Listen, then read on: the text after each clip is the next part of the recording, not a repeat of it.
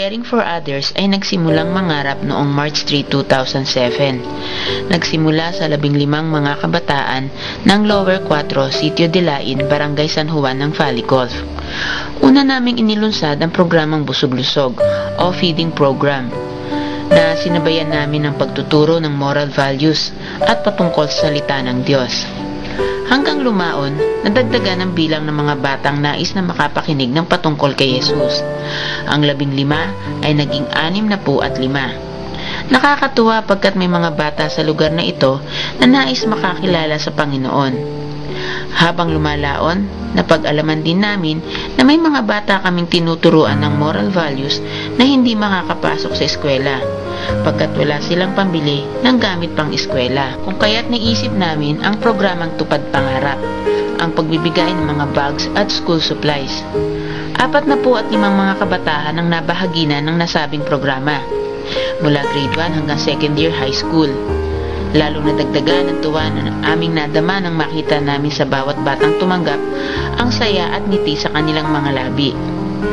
Noong din taon na yon, nang malaman namin na may mga pamilyang walang pinagsasalu-saluhan pagsapit ng hating gabi ng December 24 o bisperas ng Pasko, kaya't naisip namin ang programang Regalo Mula kay Kristo o gift giving, at 70 pamilya naman ang nabahaginan ng programang ito na sinamahan din namin ng mga segunda manong damit at laruan. Panibagong katuwaan na naman ang aming nadama ng mga oras na yon. Hanggang isang araw sa aming pagmumuni-muni, nag-isip kami ng isang pangalan na naaangkop sa mga nais na ipagawa ng ating Panginoon. Kaya't naisip namin ang Caring for Others, Mission to Help the Needy. At ang naging motto ay ang Win a Child, Win a Life. Pagkat nais pa naming mapalawak ito, kung kaya't walang humpay ang aming pagdulog sa ating Panginoon, na kami ay kanyang gabayan at patuloy na bigyan ng lakas at tapang ng loob na harapin ang anumang pagsubok. Ang aming hiniling sa Panginoon na sana'y patuloy niya kaming tulungan na lumawig ang gawain niya sa pamamagitan ng pag-abot namin sa mga nangangailangan ng kalinga o kaakibat sa mga pangangailangan ng bawat taong nakakaharap namin araw-araw. Iba't ibang muka at iba't ibang daing ang aming nakakaharap. Kaya't sa Valley Golf Cainta, ang mga bata na aming naturuan ay isinama namin sa aming pangarap. Dito namin nakilala si Charmaine Abing. Grade 4 pa lang siya nung una namin siyang makilala. Ngayon, 4th year high school na siya. Ako po si Charmaine Abing, 15 taong gulang. Nakilala ko po ang Panginoon noong grade 4 pa lang po ako at ngayon ay 4th year high school na ako. Nagpapasalamat po ako sa Caring for Others Incorporated dahil isinama nila ako sa kanilang layunin na makatulong sa mga nangangailangan. Nagpapasalamat din po kay Brother Arman at Ate Irma dahil nagtiyaga silang turuan kami ng tungkol sa salita ng Diyos. Isa rin po sa layunin ng Caring for Others ay makatulong sa mga batang may matataas na grades. Nagpapasalamat po ako dahil isinama nila ako sa kanilang layunin. Ang totoo po niyan, ako po ang kauna-unahang makakatanggap ng scholarship program nila. Patuloy po akong dumadalangin sa Panginoon, nagabayan ako sa aking pag-aaral upang magkaroon din ako ng pagkakataon na tumulong sa nangangailangan. Nagpapasalamat po ako sa Panginoon sa lahat ng ito at sa Diyos ang papuri. Isa lang si Charmaine sa mga batang kinalingan ng Caring for Others Incorporated. Habang lumalaon, patuloy pa rin ang aming pagdalangin na sana mayroon pa kaming magawa para sa mga nangangailangan nating mga kababayan. 2008, itinungo kami ng Panginoon sa lugar ng mahabang parang Angono, Rizal. Noong una'y hindi ko maunawaan kung bakit sa ganitong lugar niya kami dinala. Nasa pakiwari ko ay liblib at malayo sa syudad. Subalit dito pala namin makakamtan ang tugon niya sa aming mga dalangin. Ang mapalawig pa ang kanyang gawain.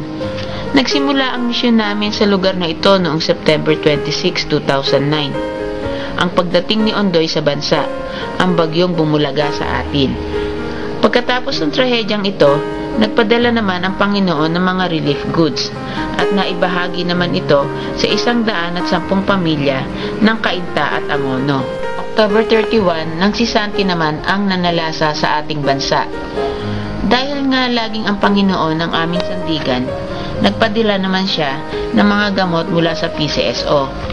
200 pamilya din ng Cainta at Angono ang nabahaginan nito. Sa paglipas ng mga araw, naisip din namin na magkaroon din ng feeding program ang Angono.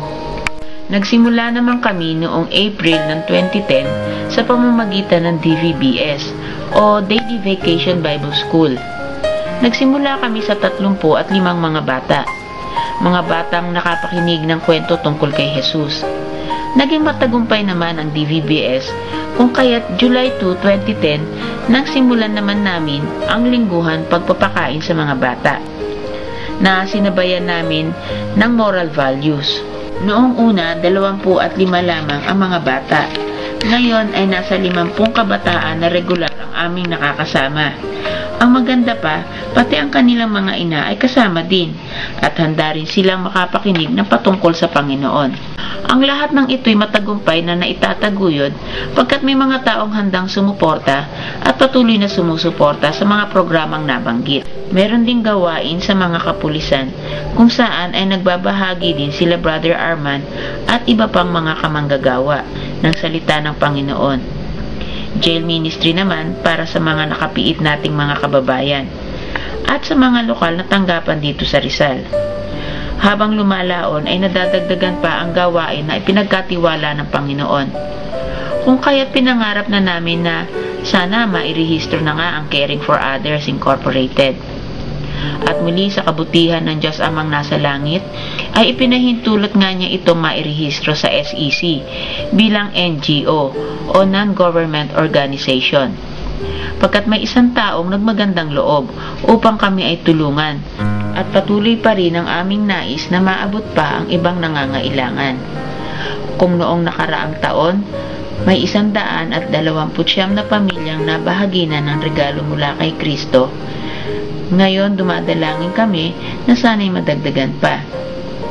Kung ang aming tupad pangarap noong nakaraang June, may 100 na mga estudyante ang nakatanggap ng school bags at school supplies sa Cainta at Angono, sa June sana ay madagdagan pa din. Kaya nga walang humpay ang aming pasasalamat sa Diyos dahil sa mga taong tunay na may puso para sa kapwa na alam nilang kapos o salat sa buhay. Mga taong kahit na nasa tugatog ng tagumpay ay nais abutin ang kapwa na nasa ibaba upang maabutan ang kanilang pagpapala. Ako si Flor Dilisa Manalo. Ngayon ay October 3, 2011. Nakatira po ako sa Mahabang Parang, Angono, Rizal.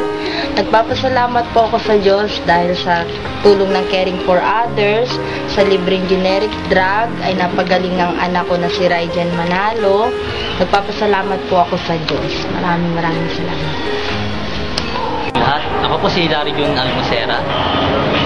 Una, nagpapasalamat po ako sa Panginoon sa kanyang pagkilos at patuloy na pagtulong po sa amin. Lalong-lalo na sa ating Panginoon at sa mga taong ginamit niya para kami ay matulungan.